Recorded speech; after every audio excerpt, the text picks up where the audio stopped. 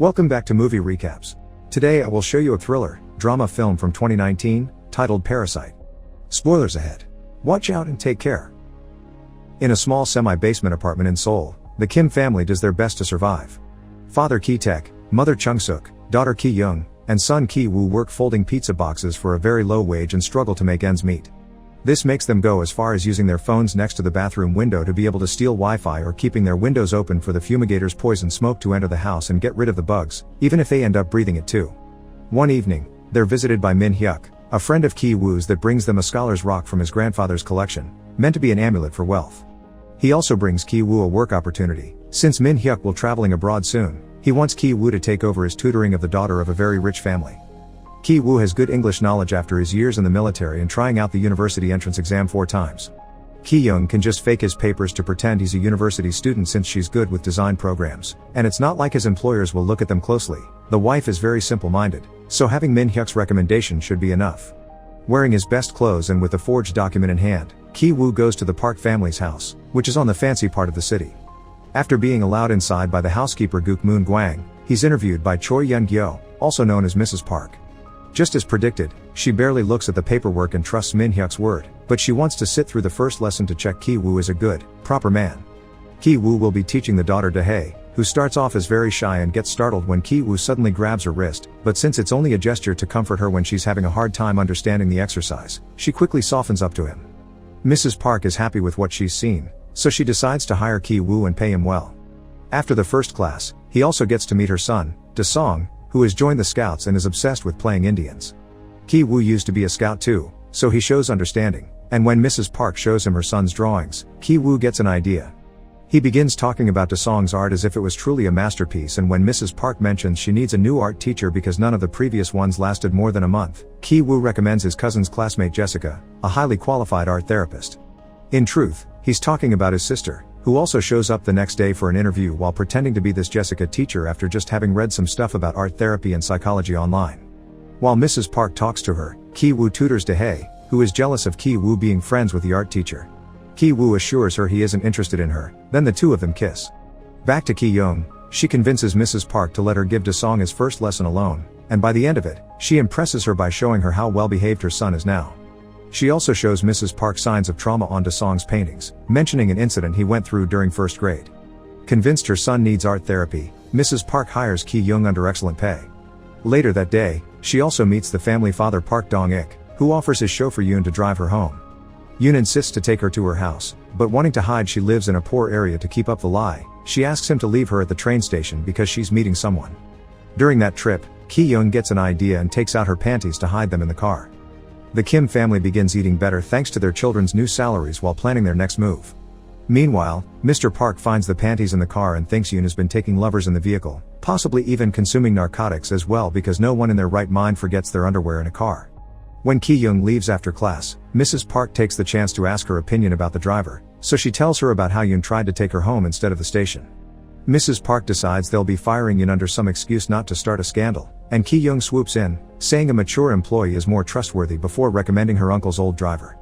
Of course, this man turns out to be Ki-taek, who used to work as a chauffeur when younger. He goes for a test drive with Mr. Park, who is impressed by his good manners and his vast knowledge of the city that doesn't need GPS to reach his location. His driving is so smooth, Mr. Park doesn't even spill his drink when the car turns, so he hires him on the spot. The last part of the plan is the most difficult one. Moon-gwang is a stubborn, cunning woman that has been working in that house since it was owned by a previous family. Ki-woo learns from Dae that peaches are forbidden in the house because Moon-gwang is allergic, so he and Ki-young begin throwing peach fuzz at her when she isn't noticing. Moon-gwang ends up going to the doctor for a checkup since she doesn't believe it to be allergies, and Ki-taek is there as well as part of the plan.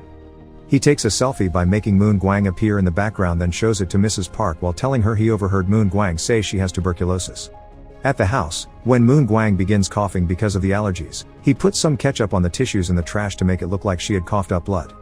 Ashamed to have a sick employee in the house, Mrs. Park makes Ki-taek promise he won't tell her husband about it, then fires Moon-gwang under some excuse, telling Mr. Park she quit.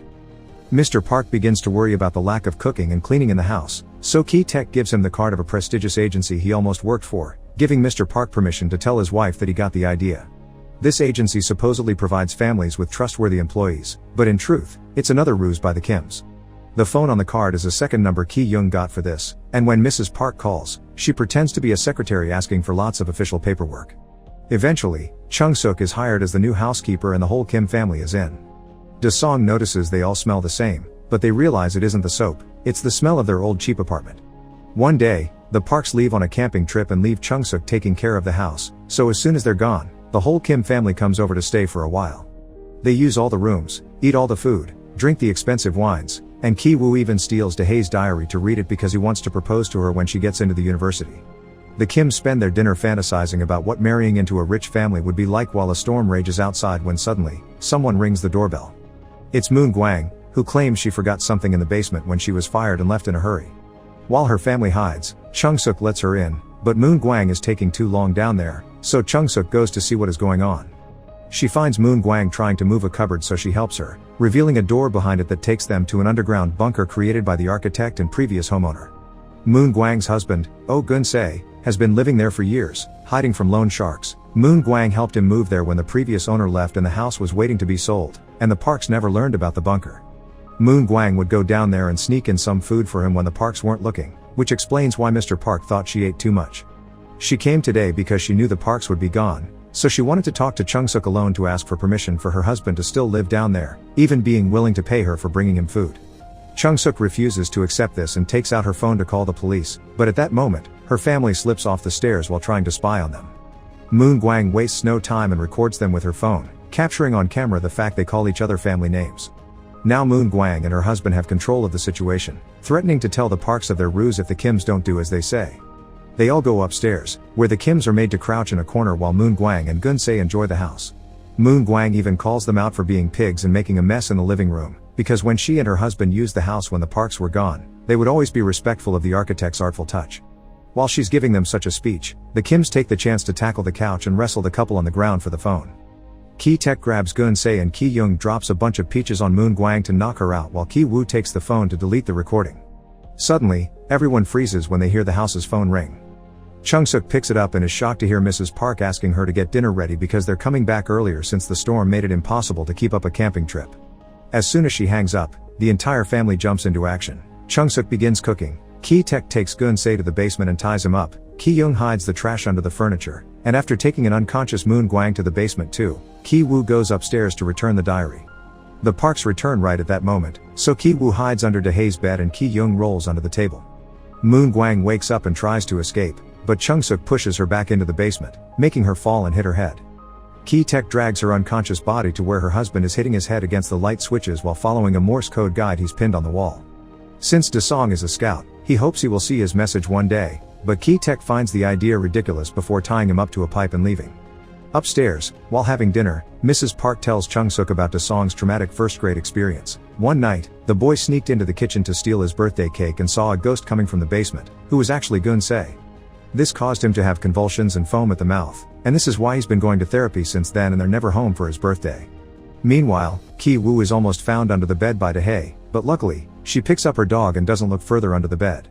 After the Park couple goes to their bedroom, Ki Woo and Ki Taek sneak out into the living room to find Ki Young in order to leave, but suddenly, Da-song yells and comes downstairs, so the three of them end up hiding under the table. It turns out Da-song wants to camp out in the garden under the rain and his parents let him, deciding to sleep on the couch to keep an eye on him. Now the Kims must listen to the Parks complain about their smell and get frisky with each other.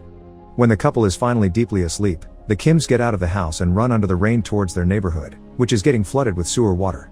Their apartment is flooded as well, so they retrieve as many belongings as they can before leaving to spend the night in a local gymnasium that opens their doors to poor people that have lost their homes to the storm.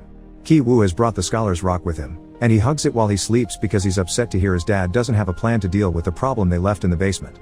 Back in the bunker, Moon Gwang dies from the concussion she got earlier, and Gun-se tries to send a Morse code message with the lights asking for help. Da-song sees it and deciphers it, but it's nonsense.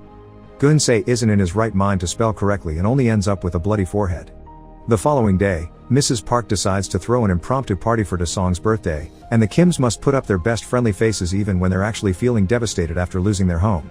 Chung Suk must cook and prepare the tables outside, Ki Taek must drive the parents around to buy all the party supplies while they keep making faces at his smell, and the siblings must put up their smart teacher personas since they're invited to the party as very important guests. During the party, Mr. Park and Ki-taek dress up as Indians because they're planning to make a whole act for Da-sun to save his cake. After spending some time with Dae, Ki-woo takes the scholar's rock and goes down to the basement, where he's jumped on by Gun-se, who somehow has managed to free himself. After stopping him from fleeing with a cord around Ki-woo's neck, Gun-se knocks him out with the rock, then leaves the bunker, grabbing a knife from the kitchen on his way to the garden party. Seeking to avenge Moon Gwang, Gun-se runs out and stabs Ki-young. Da-song begins having a seizure as soon as he sees him, while Dae finds Ki-woo's body and carries him out to ask for help. Ki-taek goes to check on her daughter, trying to keep a hand on her wound to stop it from bleeding, while Chung-suk jumps on Gun-se and kills him with a barbecue skewer. Mr. Park doesn't care about any of his employees, he just wants to take his son to the hospital, so he demands Ki-taek to drive him. But Ki-taek doesn't want to leave his family behind, so he throws the keys at him so he can drive himself. The keys fall on the grass, and at that moment, Gun-se falls on top of them. Mr. Park goes to retrieve them, but even during such a deadly emergency, he covers his nose while moving the body. Enraged by such a despicable act, Ki-taek takes the knife and kills Mr. Park before fleeing the scene. Weeks later, Ki-woo wakes up from brain surgery. The injury and the procedure have left his mind in a delicate state, so he can't help laughing through all the things that proceed to happen to him. Finding out his sister is dead and his father is missing, getting arrested, being put on trial for fraud, being allowed to leave on probation because of the traumatic incident that they aren't charged for because it was on self-defense. He only stops laughing when he sees the news report recording the now empty house, making everything that happened feel more real. Neither he nor his mother knows where his father is, but the detectives keep on tailing them for a while, thinking they may take them to him. Months later, after the news finally moved on to other subjects and the cops don't follow them anymore, Ki-woo goes up the mountain and spies on the Park's house, which is now occupied by a German family that bought it because they didn't know its history. There, Ki-woo realizes someone is using the lights to send a message in Morse code. It's his dad, who all this time has been hiding in the house bunker. He has buried Moon Gwang in the backyard and survives by raiding the kitchen every night. He also sends the Morse messages every day, hoping his son would see them one day. Back in his old apartment he still shares with his mother, Ki-woo writes a letter for his dad, promising to work hard and get enough money to one day buy the house and reunite with him. Make sure to subscribe and turn on notifications so you can watch more videos like this. Thanks for watching.